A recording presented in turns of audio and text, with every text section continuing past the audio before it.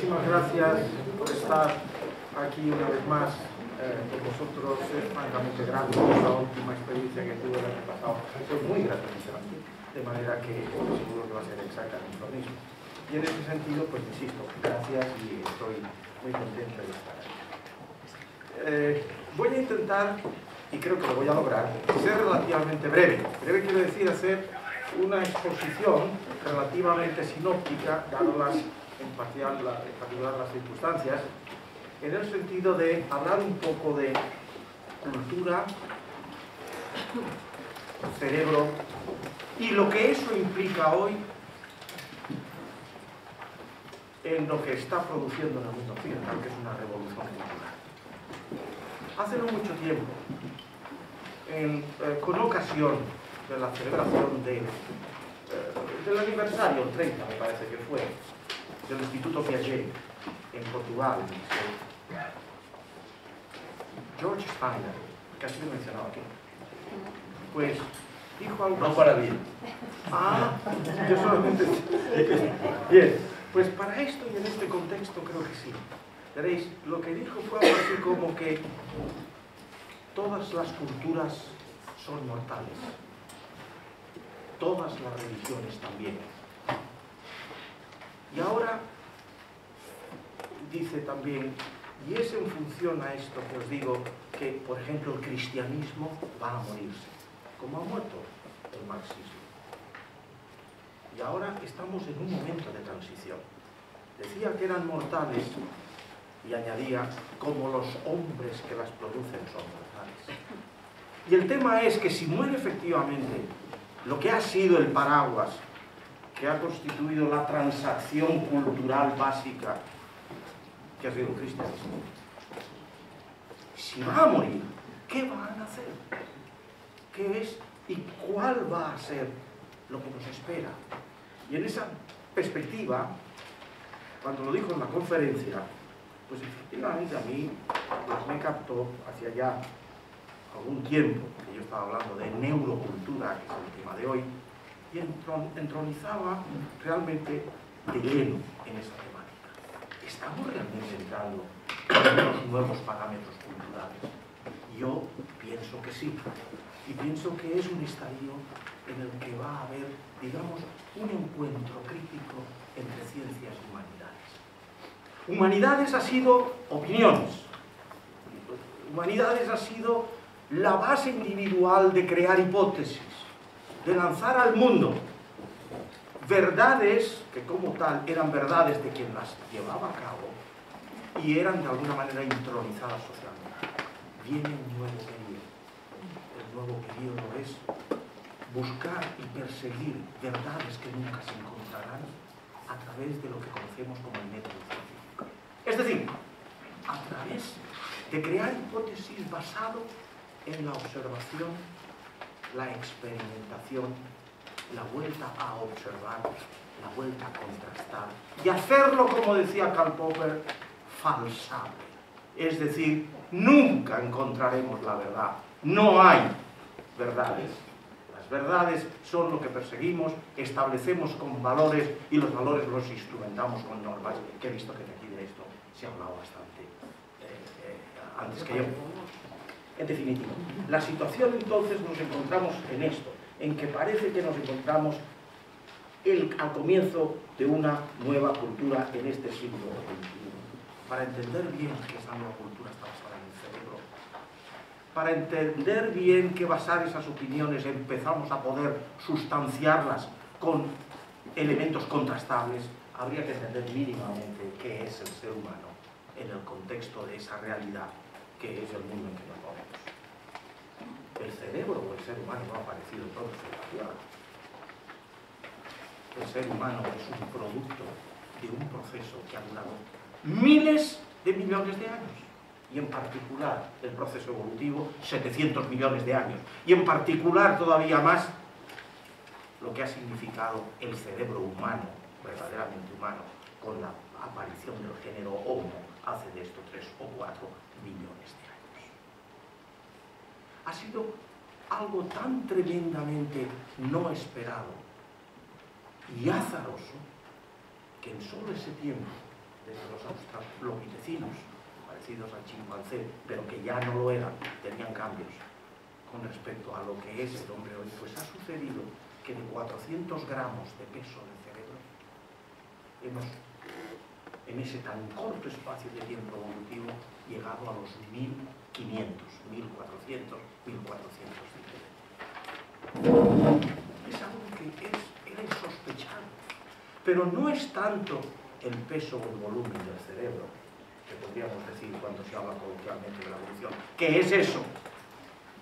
Lo que tiene el cerebro humano con respecto al chimpancé, que es más grande, más voluminoso. No. Nuestro cerebro tiene relativamente poco que ver con el cerebro del chimpancé. Nuestro cerebro, en esos 3 o 4 millones de años, ha sufrido revoluciones internas con transformaciones que lo hacen completamente diferente. Aun cuando hablemos, si debiéramos, o lo hago cuando haya alguna pregunta, lo que nos determina en alguna medida, no nos determina, nos predispone genéticamente, es cierto que algunas trazas de lo que somos las tienen los propios chimpancés, pero insisto, el cerebro ha sido transformado. Nosotros tenemos un cociente de encefalización, que es siempre hablar del peso del cerebro en relación al peso del cuerpo, porque el de un elefante es más grande que el nuestro, o el de una ballena. Pero en relación al peso del cuerpo, nosotros tenemos 7 veces más cerebro del que nos corresponde para controlar nuestro propio organismo. 7 veces más. Para nosotros ser acorde a la ley que existe, por ejemplo, con los mamíferos de cerebro-cuerpo, tendríamos que tener un peso de aproximadamente 1 tonelada. Una tonelada, un hipopótamo o un rinoceronte. Imaginaos lo que eso significa.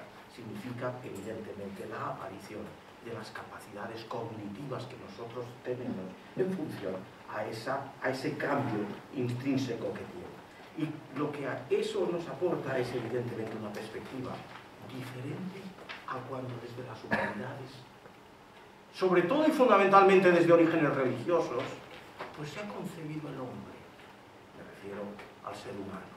Se ha concebido el ser humano como desde cuando la Biblia hace 3.000 años, 3.000 años más 2.000, los 5.000 que corresponden desde el Génesis, pues como a ese ser que ha sido como tal puesto en la tierra y como tal con propiedades intrínsecas y divinas. Y no es así. El ser humano es un producto del proceso evolutivo y consustancial con sus congéneres, los animales. Eso es importante, muy importante para derrocar mitos, muy importante para destruir el pensamiento mágico, muy importante para construir la nueva cultura, una cultura basada en el cerebro, una cultura en la que fundamentalmente impere el pensamiento crítico, el pensamiento analítico y lo que creemos hoy que debe ser el futuro, y solo se instrumenta en la Universidad de Harvard el pensamiento creativo. Tenemos que avanzar dejando a un lado el pensamiento mágico, que ha servido sin duda en el proceso de la movilización y, por supuesto, en las culturas desde hace los 10.000 años, si ustedes quieren, desde la agricultura y el pastoreo cacao. Pero evidentemente hoy es un mundo nuevo, un mundo de ver una realidad que, valga la pena decirlo, no sabemos cuál es, pero la realidad que nos proporciona el método científico, el que podemos contrastar, el que no nace de opiniones, sí, en parte siempre, pero no nace propiamente de la opinión, sino de una metodología que nos debe llevar a obtener conocimiento contrastado. Y cuando es contrastado es más compartido por todos. Ya no es lo que dijo Platón, que se equivocó en muchas cosas, aun cuando era absolutamente un genio y admirado por muchos hombres. Eso, era un auténtico genio.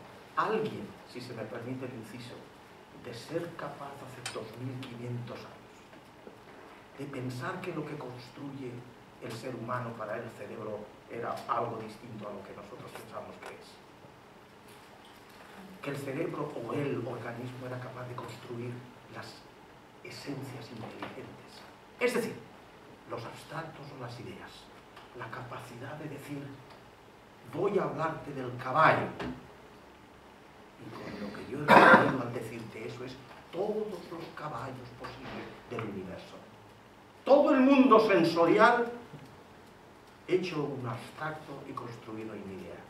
Y decía, si el caballo que yo tengo en mi cabeza no es ese caballo enanito, ni aquel, ni este, ni el otro, no es ninguno de los caballos concretos, de lo sensorial que me entra al mundo. Eso es espiritual. Eso nace de la esencia y el alma, que no es de esta materia que está hecho el hombre. Y evidentemente, en ese momento, ahí la armó bien para el resto de los 2500 años después. Pero en cualquier caso, hoy tenemos evidencias de que esa esencia inteligente la construye el cerebro.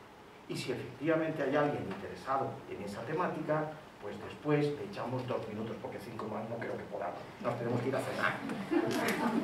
Pero hoy el cerebro lo construye y sabemos cómo lo hace. Y eso, Dios mío, si estuviese el gran Platón ahí, para decirle, no, el ser humano es uno, no dividido en dualismos. No hay biología y espiritualidad. Hay ser humano, con la esencia de lo que significa ser el producto de momento final de lo que es un proceso evolutivo único en esta tierra.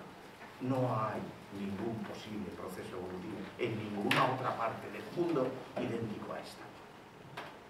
Y que cuando hablo de realidad también, pues que todos sabemos que la realidad es lo que yo veo en este chico, o en esta chica, o en esta jarra, o esta tal, y estamos diciendo, eso es real, eso es real. No, no es real. Es real en tanto que humano. Pero si aquí viniese alguien con códigos cerebrales de los que podemos hablar largo y tendido, de cómo con esos códigos se construye la realidad, códigos adquiridos a lo largo de un proceso evolutivo en un planeta distante no sé dónde y con 3.000 millones de años de un proceso distinto a este, con códigos distintos, con lo que no discutimos qué significan las energías que nos producen, y eso no lo discutimos, la realidad tal cual se construye en mi cerebro, construiría un vaso distinto, una jarra distinta y una visión distinta de cualquier cosa, porque al fin y al cabo lo que produce el cerebro no es un intento de ver la realidad. Lo que produce el cerebro es la ley sagrada, la auténtica ley sagrada, que es la de mantenerte vivo. Eso es lo que ha hecho que los códigos del cerebro, prueba, error, nos ha llevado a lo que construimos como realidad. Una realidad, insisto, que es la que me permite constantemente mantenerme vivo. Lo demás son constructos que han venido después. Motivo ya hasta ahora suficiente para discutir, ¿verdad? Pues, bien, en cualquier caso, si quieres empezar así. No. Hombre, algo sobre neurocultura, por favor. Me trae, me dice a las 7 no tal, luego llega y dice, corta que... Eso, para eso valen los amigos. En cualquier caso, efectivamente la revista Science, una de las más prestigiosas del mundo, junto con Nature, Nature, pues trajo un monográfico dedicado a decir Descartes ha muerto. Para decir efectivamente que no hay cerebro, mente o materia espiritual. Hay una unidad en el ser biológico. Y hoy ese hombre, uno solo, tiene para discutirse qué es lo que lo justifica. Y eso, ya insisto, es el método científico. Pero permitidme que en esta situación de resumen, y ya estaréis casi cansados pues con las palabras de Candel, el premio Nobel, el primero en neurociencia, en el 2000, en la propia conferencia Nobel dijo, la nueva biología sugiere que no solo el cuerpo, sino la mente y las moléculas específicas que intervienen en los procesos mentales, lo que incluye la conciencia de sí, de nosotros, del pasado, del futuro, evolucionaron desde la época de nuestros predecesores, los homínidos.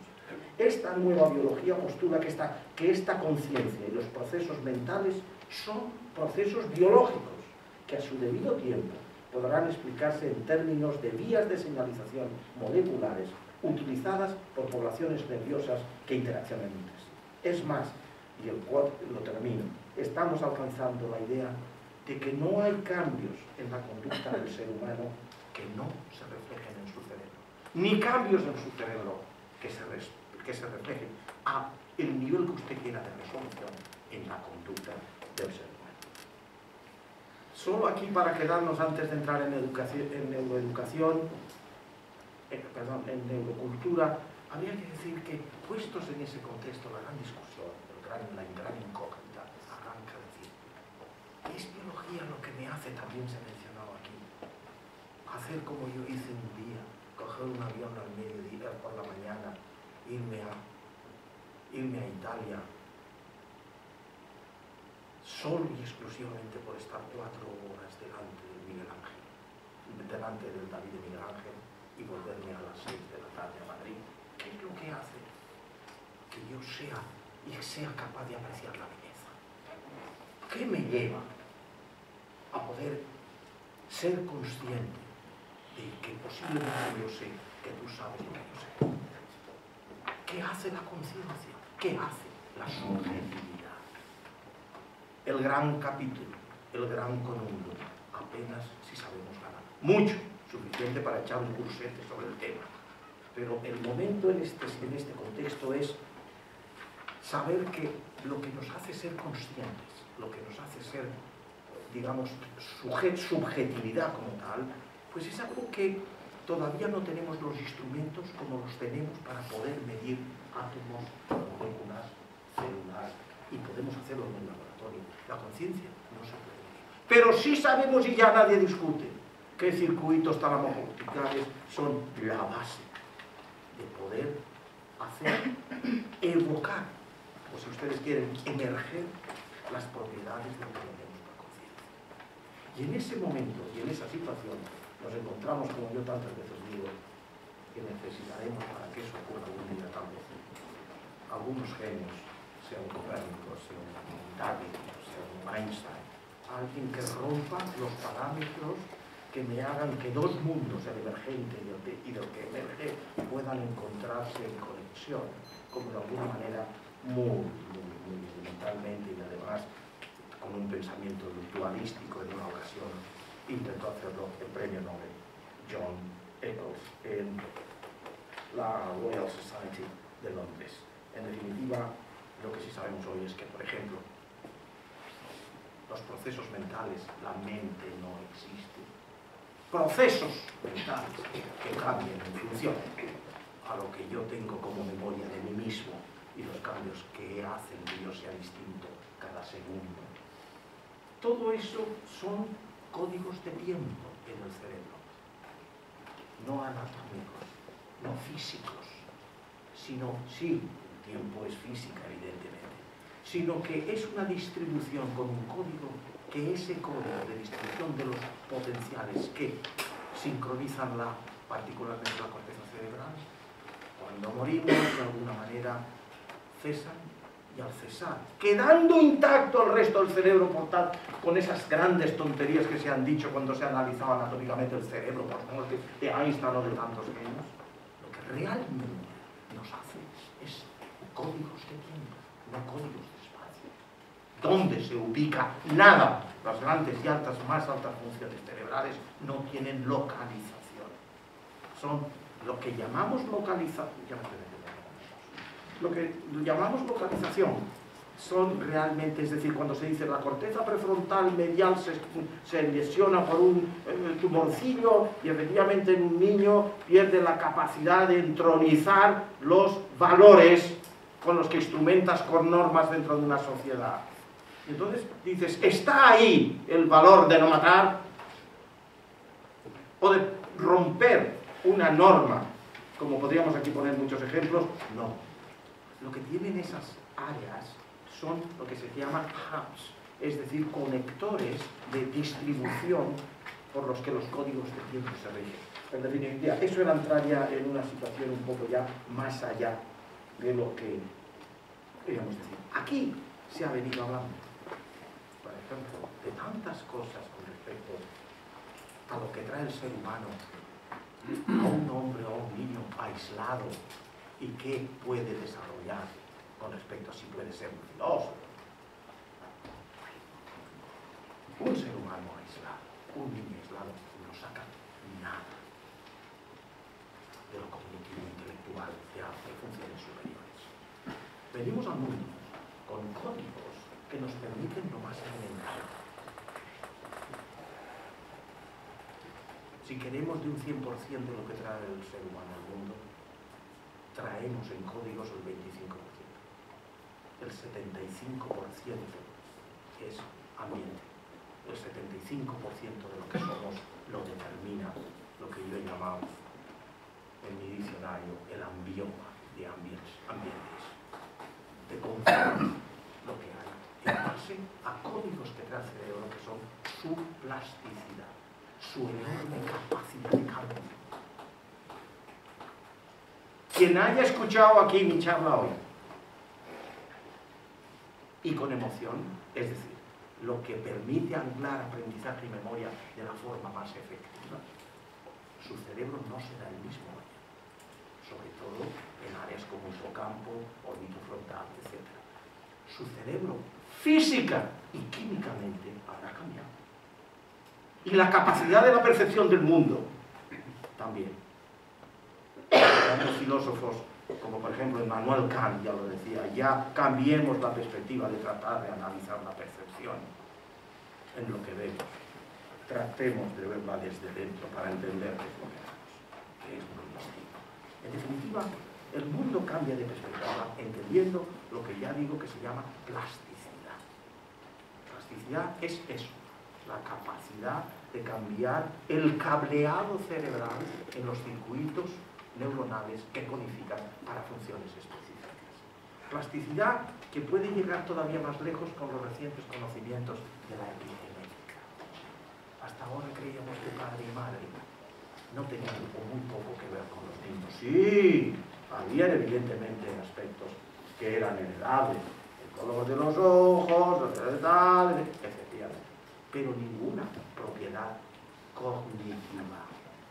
Lo que yo siento y lo que yo he experimentado en el mundo, eso me es transmitido por herencia y estaba constatado hasta hace muy poco. Ahora sí pienso en este libro sobre la cultura del miedo. Es posible, y eso es muy reciente, transmitir por herencia los miedos o algunos miedos que hemos sufrido nosotros en nuestra propia vida a nuestros hijos. Eso es de una trascendencia impresionante, porque hasta ahora pensábamos que un esnifadito de cocaína, que por cierto deja la marca para toda tu vida en el cerebro y puedo saber si efectivamente lo has esnifado alguna vez. ¡Una! Hay marca. Fumar, una vida altamente estresada, pues sí, sabíamos que podía cambiar evidentemente pues, la situación a través del cerebro plástico tuyo, pero que todo eso quedaba en ti.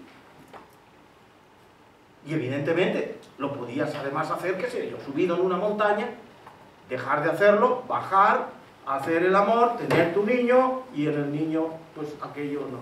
Hoy creemos que no solo lo creemos, con algunos miedos, sí sabemos que se transmite, lo cual puede cambiar dramáticamente la perspectiva ética, como digo yo en el libro luego, del futuro. Es decir, una ética transcultural, una ética que te haga decir, si mi conducta va a alterar el hijo, y tal vez para mal, en este contexto del miedo, de lo que va a nacer, ¿no sería éticamente considerable pensar que tengo que cambiar mis patrones de conducta? Que yo ya no soy lo que yo creía que era independientemente de la descendencia que iba a tener. Y eso hace que, de concebir el ser humano como eslabones aislados, hoy se conciban como pertenecientes a una cadena, la cadena humana, y se puede extender evidentemente a lo que son los animales, y en este sentido me refiero fundamentalmente a los más inmediatos, que son los de hace 6 millones de años, de donde nos separamos, que son los chimpancés, cuya historia hay detrás. Es impresionante en cuanto a algunos rasgos. Podemos traer con códigos que al nacimiento, bueno, aquí se ha dicho, un niño aprende y tal, y después del nacimiento, cuando llega a una edad, pues entonces, hoy sabemos que un niño es capaz de discriminar la voz de su madre con los potenciales evocados con 6 meses dentro del útero. Hoy sabemos de la conducta del niño en función a la respuesta que nos hace del medio ambiente. Solamente nacer es capaz de discriminar la voz específica de la madre y distinguirla de otras voces, no generales, sino femeninas. Un niño, nada más nacer y ponerlo allí encima, si usted durante 10 minutos empieza a sacarle la lengua, y es un cacho de carne, el niño verá usted cómo sin mirarlo a usted, y no tiene la visión completamente desarrollada, saca la lengua. Es decir, no le digo a usted ya lo que ocurre solamente con apenas unos meses. Los códigos con los que nosotros sobrevivimos no han sido ya los códigos de la sangre y el dolor, ni han sido los códigos emocionales con los que nos enfrentamos con los animales. Los códigos heredados y que salen fuertes son los que nos hacen ver si hay un ser humano o no. El mayor enemigo del hombre es el ser humano. Y si nacemos con los códigos capaces de en apenas unos meses reaccionar ante una cara. Unos meses, 2, 3, 4, 5 meses tras el nacimiento, es capaz un bebé de discriminar caras. Ahí el significado que eso tiene para los bebés. Y hoy os podéis imaginar cuál es la mejor cara que inmediatamente distingue, claro. Porque significa la teta, hombre, que es la de la madre. Eso está ahí. Y tanto eso tiene toda una historia apasionante, o como se ha hablado aquí, desde la perspectiva, digámoslo así, bueno, no sé, humanista, tan interesante, porque está en el acervo de nuestra cultura sobre el adolescente descubre. Si ustedes supieran lo que ocurre en el cerebro de un adolescente con muerte neuronal después de esa invasión hormonal que ocurre con la pubertad, reorganización de precisamente el cerebro que supuestamente codifica para esos hubs que nos hacen más humanos por los valores que podemos intronizar a las edades correspondientes. Por eso hay una revolución, digámoslo así, de lo que es la reorganización cerebral de un adolescente, que es ese tiempo que también se ha hablado aquí, del valiente, del héroe, del que revoluciona. Es que la propia revolución la tiene su propio cerebro y empezamos a conocer algo de qué es lo que sucede. En definitiva, como me dijo un jesuita muy inteligente, hoy, si se quiere profundizar en el humanismo, es, y solo se puede hacer, o si se quiere, la profundidad del hombre en el contexto del humanismo, solo se puede hacer con un nuevo humanismo que debe estar fundamentado en el conocimiento del cerebro. O como me dijeron en una ocasión, en una charla después, y después de un libro que escribí sobre neuroeducación, cómo transformar la educación basándonos en conocer el funcionamiento del cerebro, desde que se nace hasta que se muere bien viejo. Y no tanto en las opiniones y en los métodos sobre la observación posible, sino con eso basado y fundamentarlo en cómo funciona el cerebro. Y me decía, sí, después de lo mucho poco regular que conozco del cerebro, es cierto, intentar enseñar y ver cómo se puede hacer que aprenda y memorice un niño sin conocer el cerebro, yo diría que es algo así como intentar diseñar un guante por alguien que no ha visto nunca una mano. Y eso es una verdad común, es una gran verdad. La gran verdad que significa entronizar todo lo que es lo humano, lo humanístico, criticarlo y ponerlo en un sedimento o en una base que no sea lo de Snow en cuanto a que las dos culturas clásicas desde 1950. No, es en serio Es decir, el conseguir que la basamenta de lo que hacemos o decimos está en el funcionamiento. ¿Lo decía Spinoza? Todos somos según la conformación en ese momento de nuestro propio cerebro. Es decir, que el cerebro, que es las raíces biológicas que son nuestra verdadera naturaleza, intronicen para ser el sustento de lo que va a ser y seguirán siendo las humanidades. Y todo esto, ¿a dónde nos lleva?